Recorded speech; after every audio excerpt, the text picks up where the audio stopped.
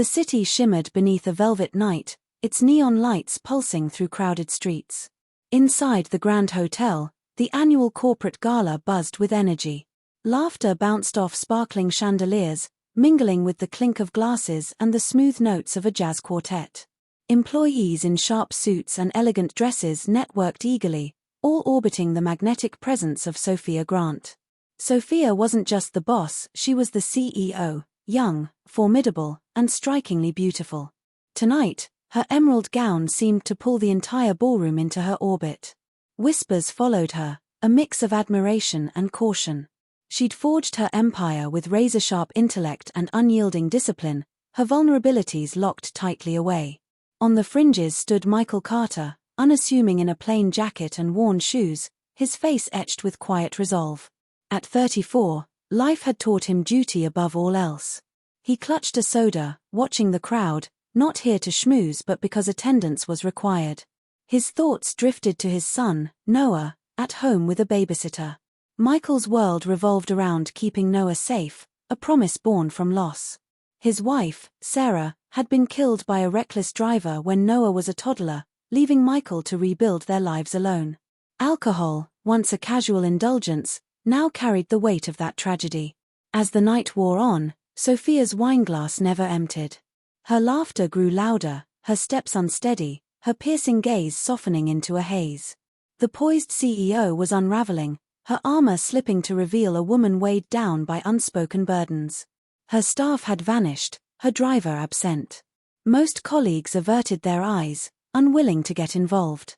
Michael stayed, a quiet instinct telling him she shouldn't be alone.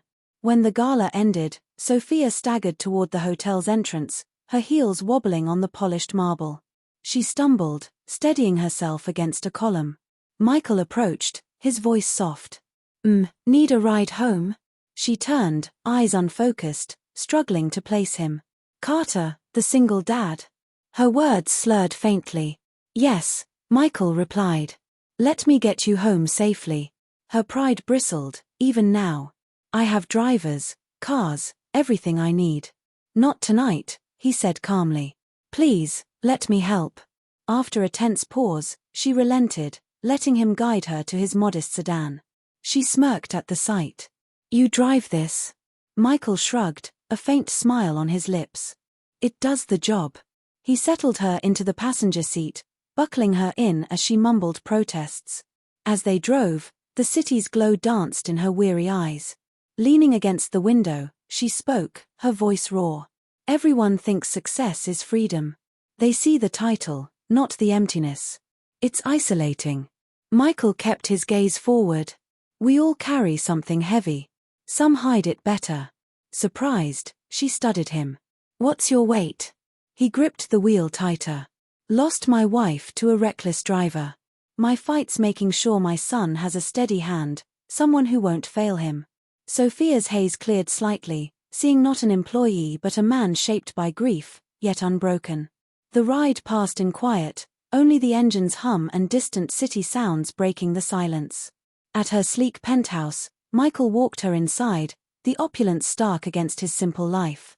He helped her to a plush sofa, placing a glass of water nearby. "Drink this. You'll feel better." She blinked, pride fading. "Why help me? You could have walked away, told everyone tomorrow." "Because I know what it's like to need someone and find no one," he said simply. "Good night, He left without a backward glance. Morning light flooded Sophia's penthouse, her headache pounding as memories pieced together the gala, the wine, the stumble, Michael's steady presence. Shame hit her. She'd been exposed, yet he'd shielded her dignity. At the office, she summoned him. He entered, bracing for trouble. But Sophia's usual sharpness was gone, replaced by quiet gratitude. "Carter, thank you for last night." He nodded, uneasy. "Just did what was right." "No," she said firmly. "You showed me something rare, kindness without agenda. You saw me, not just the CEO." For the first time, Michael saw her not as untouchable, but human, her strength laced with fragility. From then on, Sophia changed. She asked about Noah, valued Michael's input in meetings. Colleagues noticed their CEO wasn't softer, but more real. Michael, too, saw anew. Even those who seem to have it all can carry deeper loneliness than his own. Months later, as they left the office one evening, the city aglow in twilight, Sophia hesitated, then took his hand. He glanced at her, surprised but steady. They walked together, a quiet bond forming not of power or status, but of trust, respect, and shared humanity.